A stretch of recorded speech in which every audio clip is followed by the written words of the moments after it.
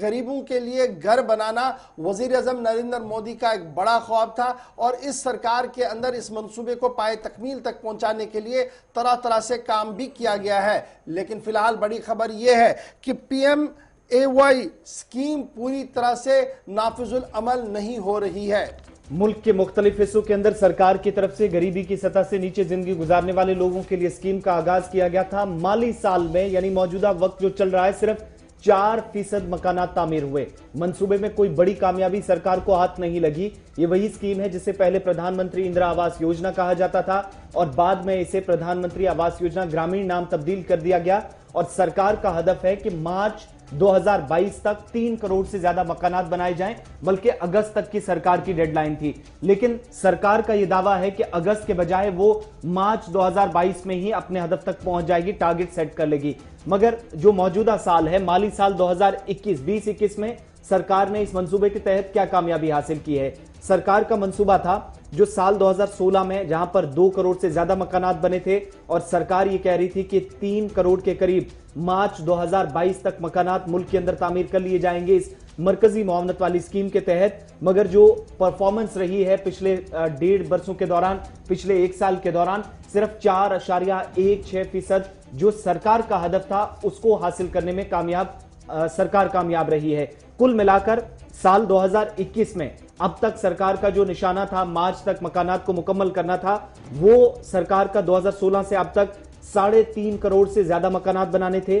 कुल मिलाकर यानी 56% या 57% के आसपास जो परसेंटेज बनती है जो सरकार का टारगेट था, उसके मुताबिक माली साल 2021 में सिर्फ 4.16% इस टारगेट को अभी तक इस मंसूबे के तहत काम करने में सरकार कामयाब हो पाई है।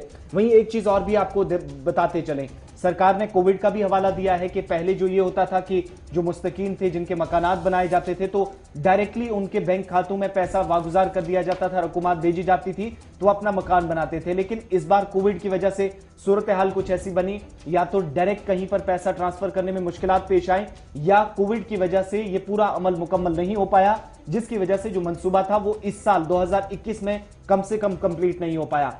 अब जो सरकार की डेडलाइन है वो है अगस्त 2022 कि सरकार तकरीबन 6 करोड़ से ज्यादा मुल्क भर के अंदर स्कीम में साल 2016 से अगस्त 2022 तक 6 करोड़ से ज्यादा मकानात तामीर कर लेगी।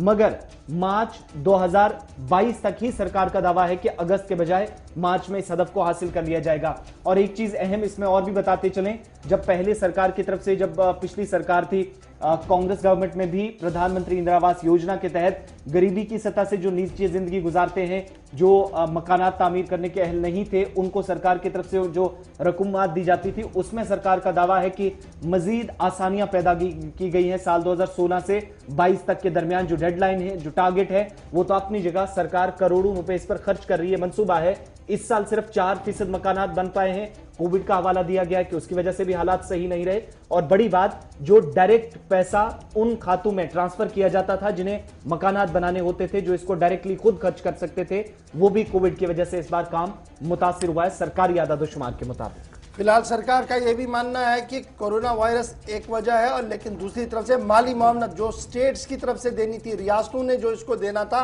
वहां पर पैसा न होने की वजह से भी ये स्कीम जो है वो बुरी तरह से मुतासिर हो रही है और निस्फ यानी 50% भी अचीवमेंट जो है वो इस स्कीम की नहीं हुई। अब ये खबर इसलिए भी इंपॉर्टेंट है, जब आप जम्मू कश्मीर के जाविये से इसको देखते हैं तो बहुत सारे लोग ऑलरेडी एनलिस्टेड है जिन्हें ये स्कीम के तहत फायदा मिलना था, लेकिन पैसा न होने की वजह से ये स्कीम उस तरीके से राइज नहीं हो पाई जिस तरीके से होनी थी। और फिर जम्मू कश्मीर के अंदर हर साल और हर बार स्कीम को मुतारफ करके चलाना काफी मुश्किल वाला काम होता है, मनसूबाबंदी उस तरीके की नहीं होती है। यही वजह है कि मुल्क के साथ साथ जम्मू कश्मीर में भी सूरत हाल ज्यादा बेहतर इस हवाले से नहीं है। बढ़ते